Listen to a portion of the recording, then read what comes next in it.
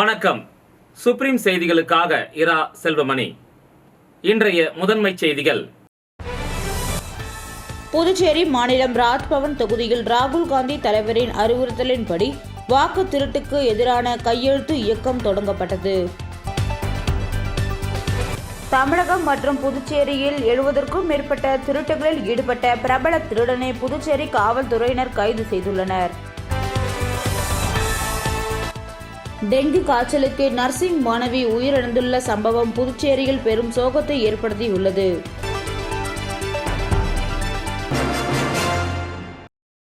புதுச்சேரி மாநிலம் ராஜ்பவன் தொகுதியில் ராகுல் காந்தி தலைவரின் அறிவுறுத்தலின்படி வாக்கு திருட்டுக்கு எதிரான கையெழுத்து இயக்கம் தொடங்கப்பட்டது. இதன் தொடர்ச்சியாக ராஜ்பவன் தொகுதியில் உள்ள 24 பூத் மக்களிடம் காங்கிரஸ் நிர்வாகிகள் சென்று வாக்கு திருட்டு பற்றி எடுத்துரைத்து மக்களிடம் 14,140 கையெழுத்து பெறப்பட்டது. இதை இன்று காங்கிரஸ் கட்சி தலைமை அலுவலகத்தில் வட்டார தலைவர் ஜெரால்ட் மற்றும் ராஜமோகன் தலைமையில் கட்சியின் தலைவர் வைத்திலிங்கம், முன்னாள் முதலமைச்சர் நாராயணசாமி மூலம் RKR ஆனந்தராமன் கையெழுத்து இயக்கம் தலைமை பொறுப்பாளர் அவர்களிடம் ஒப்படைக்கப்பட்டது. இந்த நிகழ்ச்சியில் PK தேவதாஸ், கிழக்கு மாவட்ட தலைவர் வேல்முருகன், காமராஜர் நகர் தொகுதி பொறுப்பாளர் மருது பாண்டியன், முன்னாள் கவுன்சிலர் குமரன் மற்றும் ராஜ்பவன் தொகுதியின் பொறுப்பாளர்கள் டாக்டர் விஜயகுமாரி, விநாயகமூர்த்தி, கிருஷ்ணமூர்த்தி, நாகேஷ், சேட்டு, மணிஷ், சேட்டு மற்றும் தொகுதியின் நிர்வாகிகள் பலர் உடனிருந்தனர். தமிழகம் மற்றும் புதுச்சேரியில் 70க்கும் மேற்பட்ட திருட்டுகளில் ஈடுபட்ட பிரபல திருடனை புதுச்சேரி காவல்துறையினர் கைது செய்துள்ளனர். புதுச்சேரி கரிக்கலம்பாக்கம் மாணிக்க வாசகர் நகரை சேர்ந்தவர் சந்திரா. இவர் கடந்த மாதம் 13ஆம் தேதி புதுச்சேரி புதிய பேருந்து நிலையத்தில் பேருந்துக்காக காத்திருந்தார். அப்பொழுது அங்கு வந்த நபர் ஒருவர் சந்திராவிடம் ஆதார் கார்டு கொடுத்ததால் இலவச பேருந்து பாஸ் வாங்கி தருவதாக கூறியுள்ளார். தொடர்ந்து புகைப்படம் எடுக்க வேண்டும் என்று சொல்லி அவரை மறைமலை அடிகள் சாலையில் உள்ள தனியார் ஜவுளிக்கடையின் அருகே அழைத்து சென்றுள்ளார். அங்கு வெள்ளைத்தாளில் அந்த மூதாட்டியிடம் கையெழுத்து போட சொன்னதுடன் அவர் அணிந்திருந்த செயின், மோதிரம் ஆகியவற்றை கழட்டி கொடுங்கள், பார்த்துவிட்டு தருகிறேன் என்று கூறியுள்ளார். சந்திராவும் தான் அணிந்திருந்த 4 பவுன் செயின், அரை பவுன் மோதிரம் ஆகியவற்றை கழட்டி அந்த நபரிடம் கொடுத்துள்ளார். அதை வாங்கி அந்த நபர் மூதாட்டியை அங்கேயே காத்திருக்கும்படி கூறிவிட்டு சென்று விட்டார். மூதாட்டி அவர் வருவார் என்று காத்திருந்த நிலையில் வரவில்லை. இது பற்றி மூதாட்டி சந்திரா கடந்த மாதம் 24ஆம் தேதி உருளைப்பேட்டை காவல் நிலையத்தில் புகார் அளித்தார். அதன் பேரில் வழக்கு பதிவு செய்த போலீசார் அந்த மர்ம நபரை தேடி வந்துள்ளனர். விசாரணையில் அந்த நபர் திருச்சி பேருந்து நிலையத்தில் இருப்பது தெரிய வந்துள்ளது. இதையறிந்து அங்கு சென்ற போலீசார் அவரை கைது செய்து புதுச்சேரி அழைத்து வந்து விசாரணை மேற்கொண்டனர். விசாரணையில் அவர் திருநெல்வேலி மாவட்டம் வள்ளியூர் வில்வன் புதூரை சேர்ந்த சித்திரவேலு என்பதும் அவர் தற்போது மதுரை எலிஸ் நகரில் வசித்து வருவதும் தெரிய வந்துள்ளது. மேலும் மூதாட்டியிடம் ஏமாற்றி வாங்கி சென்ற தங்க நகைகள் ரூபாய் 4 லட்சத்திற்கு விற்று செலவு செய்ததும் தெரிய வந்துள்ளது. இதையடுத்து அவரிடம் இருந்து 3.50 லட்சம் பணத்தை போலீசார் பறிமுதல் செய்துள்ளனர். பின்னர் அவரை புதுச்சேரி நீதிமன்றத்தில் ஆஜர்படுத்திய போலீசார் காலாப்பட்டு மத்திய சிறையில் அடைத்தனர். ஆந்திரா, தமிழகம் மற்றும் புதுச்சேரி உள்ளிட்ட பல்வேறு மாநிலங்களில் 70க்கும் மேற்பட்ட வழக்குகள் அவர் மீது நிலுவையில் உள்ளது குறிப்பிடத்தக்கது.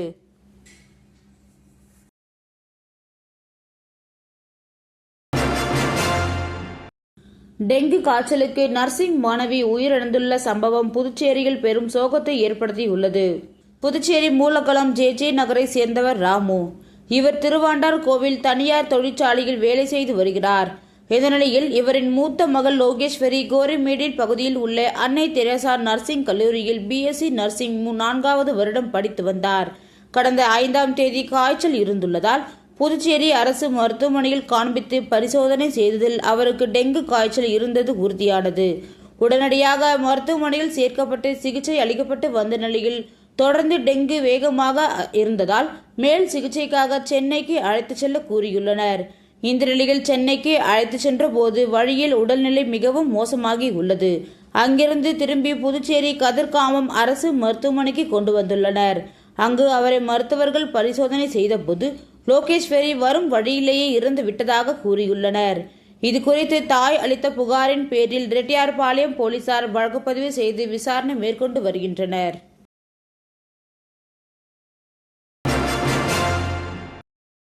புதுச்சேரியில் உடல் ஆரோக்கியத்தை மையமாக வைத்து மாணவர்களின் மிதிவண்டி விழிப்புணர்வு ஊர்வலம் நடைபெற்றது. புதுச்சேரி அருமாத்தபுரம் பகுதியில் உள்ள ப்ளூ ஸ்டார் மேல்நிலைப் பள்ளியின் தாளாளர் மெய்வழி ரவிக்குமார், முதல்வர் வரலட்சுமி ரவிக்குமார் ஆகியோரின் வழிகாட்டுதலின்படி பள்ளியின் துணை முதல்வர் சாலை சிவசெல்வம் தலைமையில் பள்ளி மாணவர்கள் உடல் ஆரோக்கியத்தை மையமாக வைத்து மாதம் 2வது ஞாயிற்றுக்கிழமை என்று சண்டேஸ் ஆன் சைக்கிள் பயிற்சியை நடத்தி வருகிறார்.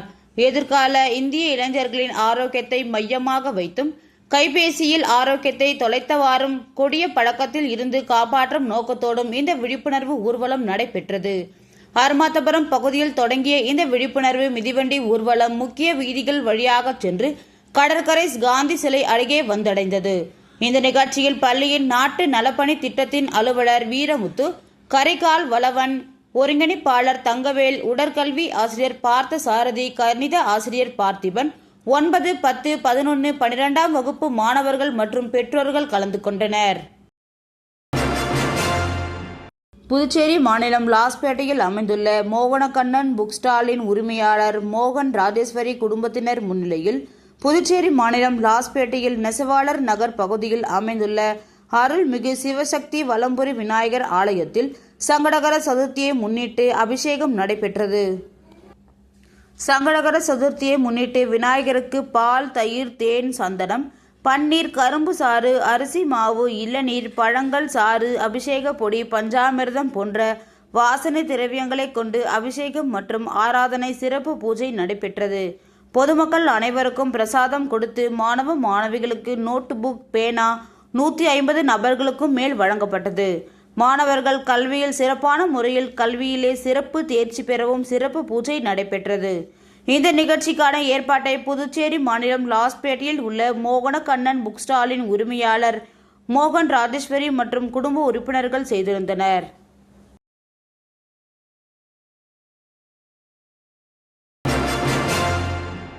சட்டப்பேரவைத் தலைவர் செல்வம் அவர்களின் பிறந்தநாளை முன்னிட்டு ஏம்பலம் சட்டமன்ற தொகுதியின் சார்பாக தென்னம்பாக்கம் அழகர் கோவிலில் ஏற்பாடு செய்யப்பட்டிருந்த சிறப்பு பூஜை மற்றும் அன்னதானம் வழங்கும் நிகழ்ச்சியில் சட்டப்பேரவைத் தலைவர் செல்வம் கலந்து கொண்டு சிறப்பித்தார்.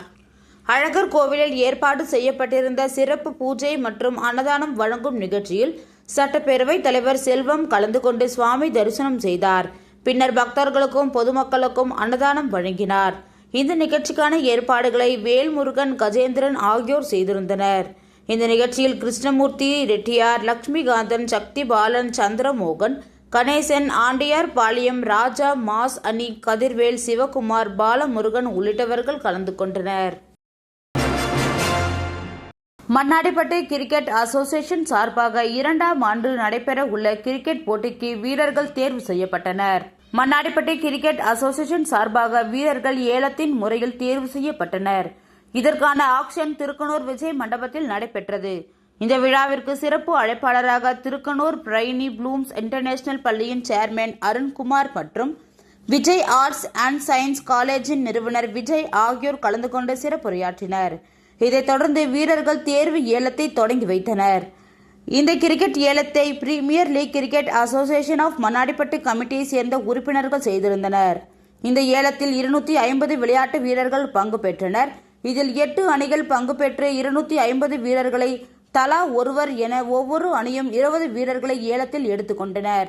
இந்த அணியின் பெயர் தமிழ் தீரன்ஸ், மின்னல் வீரர்கள், சங்கராபரணி கொம்பைன்ஸ், வெற்றி வீரர்கள், வெற்றி தளபதிகள், கெத்து காங்கேயன்ஸ், ஜல்லிக்கட்டு காளையர்ஸ், வேல்ஸ் வீரர்கள் உள்ளிட்ட 8 அணிகள் பங்கு பெற்றனர். கடந்த ஆண்டு முதல் முறையாக நடத்தப்பட்ட கிரிக்கெட் போட்டி தற்போது 2ஆம் ஆண்டு நடைபெற உள்ளது குறிப்பிடத்தக்கது. விளம்பர இடைவேளைக்கு பிறகு செய்திகள் தொடரும். புது உலகம், புது வாழ்க்கை, அதை ஒரு இளவரசியை போல கடந்து செல்லணும். அதுக்கு நம்மளை அலங்கரிக்க முகல் காலகட்டத்தின் கலாச்சாரத்தை தழுவி அற்புதமான தங்க நகைகளை மெஹஃபில் கலெக்ஷனாக உருவாக்கி தருது ஜோசா லூகாஸ். மெஹஃபில், இனி மனங்களை வெல்லலாம். மெஹஃபில், classical Mughal design jewelry from Josa Lucas. புது உலகம், புது வாழ்க்கை, அதை ஒரு இளவரசியை போல கடந்து செல்லணும். அதுக்கு நம்மளை அலங்கரிக்க முகல் காலகட்டத்தின் கலாச்சாரத்தை தழுவி அற்புதமான தங்க நகைகளை மெஹஃபில் கலெக்ஷனாக உருவாக்கி தருது ஜோசா லுகாஸ். மெஹஃபில், இனி மனங்களை வெல்லலாம். Mehfil Classical Mughal Design Jewelry from Josa Lucas. சட்டப்பேரவைத் தலைவர் செல்வம் அவர்களின் பிறந்தநாளை முன்னிட்டு கோட்டக்குப்பம் பகுதியில் உள்ள மகாத்மா காந்தி முதியோர் இல்லத்தில் அன்னதானம் வழங்கும் நிகழ்ச்சி நடைபெற்றது. சட்டப்பேரவைத் தலைவர் செல்வம் அவர்களின் பிறந்தநாளை முன்னிட்டு கோட்டக்குப்பம் பகுதியில் உள்ள மகாத்மா காந்தி முதியோர் இல்லத்தில் நடைபெற்ற அன்னதானம் வழங்கும் நிகழ்ச்சியில் சட்டப்பேரவைத் தலைவர் செல்வம் அவர்கள் கலந்து கொண்டு இல்லத்தில் உள்ள முதியோர்களுக்கு உணவு பரிமாறினார். இந்த நிகழ்ச்சிக்கான ஏற்பாடுகளை மணிகண்டன் அவர்கள் செய்திருந்தார். இந்த நிகழ்ச்சியில் மணிகண்டன் மற்றும் முதியோர் இல்ல நிர்வாகிகள் உடனிருந்தனர். புதுச்சேரி குறிச்சிக்குப்பம் பகுதியில் இயங்கி வந்த தனியார் தங்கும் விடுதியில் மாடியில் திடீரென தீ விபத்து ஏற்பட்டதால் தீயணைப்பு துறையினர் விரைந்து வந்து தீயை அணைத்ததால் பெரும் அசம்பாவிதங்கள் தவிர்க்கப்பட்டது. புதுச்சேரி கடற்கரையை ஒட்டியுள்ள குறிச்சிக்குப்பம் பகுதியில் சுற்றுலா பயணிகள் தங்குவதற்காக பல்வேறு தனியார் தங்கும் விடுதிகள் செயல்பட்டு வருகிறது. மேலும் சுற்றுலா பயணிகள் இயற்கையோடு கடலை ரசிக்கும் வகையில் கூரை கொட்டகை வடிவமைப்பில் ஏராளமான தனியார் தங்கும் விடுதிகள் இயங்கி வரும் நிலையில் அந்த பகுதியில் உள்ள தனியார் தங்கும் விடுதி ஒன்றின் மாடியில் கூரை கொட்டகையில் இருந்து கரும் புகை கிளம்பியது. அதைத் தொடர்ந்து திடீரென தீ விபத்து ஏற்பட்டு தீ மலமளவென பரவி கொழுந்துவிட்டு எரிந்தது. இதை கண்டு அருகில் இருந்தவர்கள் தீ விபத்து குறித்து தீயணைப்பு துறைக்கு தகவல் தெரிவித்ததன் பேரில் சம்பவ இடத்திற்கு வந்து தீயணைப்பு துறையினர் தண்ணீரை பீச்சி அடித்து தீயை அணைத்ததால் பெரும் அசம்பாவிதங்கள் தவிர்க்கப்பட்டது. இதனிடையே மின்கசிவு காரணமாக தீ விபத்து ஏற்பட்டதா அல்லது சுற்றுலா பயணிகள் யாரேனும் மது போதையில் தீ விபத்தை ஏற்படுத்தினார்களா உள்ளிட்ட பல்வேறு கோணங்களில் போலீசார் விசாரணை மேற்கொண்டு வரும் நிலையில் குறிச்சிக்குப்பம் மற்றும் அதனை சுற்றியுள்ள பகுதிகளில் அரசு அனுமதியின்றி அரசு விதிமுறைகள் மற்றும் பாதுகாப்பு நடைமுறைகளை பின்பற்றாமல் முறைகேடாக பல்வேறு தங்கும் விடுதிகள் செயல்பட்டு வருவதாலேயே இதுபோன்ற அசம்பாவிதங்கள் ஏற்படுவதாக குற்றச்சாட்டுகள் எழுந்த நிலையில் தற்போது இது குறித்து போலீசார் தீவிர விசாரணை மேற்கொண்டு வருகின்றனர். புதுச்சேரி மாநில AITUC மாநில பொதுச் செயலாளர் இந்திய கம்யூனிஸ்ட் கட்சியின் செயற்குழு உறுப்பினருமான சேது செல்வம் அவர்கள் இன்று செய்தியாளர்களை சந்தித்தார். அப்பொழுது அவர் பேசுகையில் தான் கம்யூனிஸ்ட் கட்சிக்காக கடந்த 35 ஆண்டு காலங்களாக பாடுபட்டு வந்ததாகவும் பல கட்சி பொறுப்பு வகித்தாலும் தன்னால் முடிந்த அளவு கட்சி பணிகள் தொடர்ந்து செய்து வந்ததாகவும் ஆனால் தனக்கு கட்சியில் உள்ள செல்வாக்கை அழிக்க கட்சியில் உள்ளவர்கள் நினைப்பதுதான் தனக்கு வருத்தத்தை தருவதாகவும் தெரிவித்தார். கட்சியின் முன்னாள் MLA நாரா கலைநாதன் மற்றும் மாநில செயலாளர் சலீம் இவரும் தான் வருகின்ற சட்டமன்ற தேர்தலில் போட்டியிடக்கூடாது என்று தன் மீது அவதூறு பரப்புவதாகவும் அவர் தெரிவித்தார். மேலும் அவர் கூறுகையில் இந்திய கம்யூனிஸ்ட் கட்சியில் அடிப்படை உறுப்பினர் உள்ளிட்ட பொறுப்பில் இருந்துதான் விலகுவதாகவும் தன்னுடன் இந்திய கம்யூனிஸ்ட் கட்சி தட்டாஞ்சாவடி தொகுதியின் குழு நிர்வாகிகள் கிளை செயலாளர்கள் மற்றும் முக்கிய தோழர்கள் கட்சியின் உறுப்பினர்களிலிருந்து விலகுவதாகவும் தெரிவித்தார்.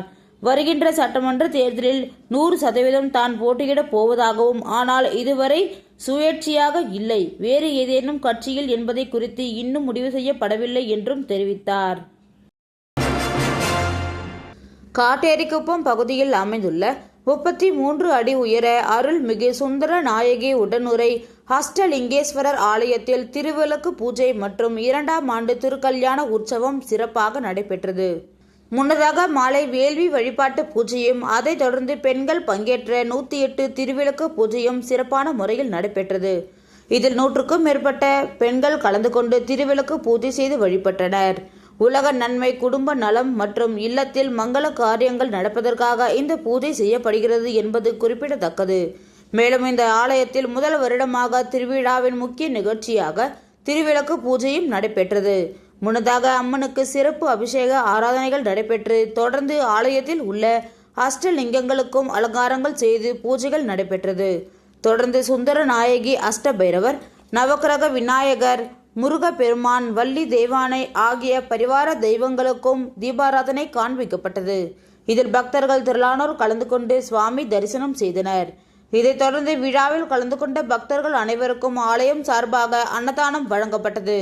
இந்த நிகழ்ச்சிக்கான ஏற்பாடுகளை அஷ்டலிங்க சிவாலய அன்னதான அறக்கட்டளை மற்றும் காட்டேரிக்குப்பம் கிராம பொதுமக்கள் சிறப்பாக செய்திருந்தனர். சட்டப்பேரவைத் தலைவர் செல்வம் அவர்களின் பிறந்தநாளை முன்னிட்டு புதுச்சேரி உப்பளம் தொகுதி நேதாஜி நகரில் உள்ள ரெயின்போ அறக்கட்டளையில் மாற்றுத்திறனாளிகள் மற்றும் மன வளர்ச்சி குன்றியோர் பாதுகாப்பு இல்லத்தில் நலத்திட்ட உதவிகள் வழங்கப்பட்டது. இந்த நிகழ்ச்சிக்கு சட்டப்பேரவைத் தலைவர் செல்வம் அவர்கள் சிறப்பு அழைப்பாளராக கலந்து கொண்டு நலத்திட்ட உதவிகளை வழங்கி இல்லத்தில் உள்ளவர்களுக்கு உணவு பரிமாறினார். இந்த நிகழ்ச்சிக்கான ஏற்பாடுகளை பாஜக மாநில செயலாளர் திருமதி ஹேமமாலினி செய்திருந்தார். இந்த நிகழ்ச்சியில் மாநில செயலாளர்கள் கோகிலா, மாவட்ட மகளிர் அணி தலைவி மகேஸ்வரி, உப்பளம் தொகுதியின் மகளிர் அணி தலைவி பிரியதர்ஷினி, மணவெளி தொகுதியின் மகளிர் அணி தலைவி யோக பிரியா மற்றும் தினகரன், லட்சுமிகாந்தன், சக்தி பாலன் ஆகியோர் கலந்து கொண்டனர்.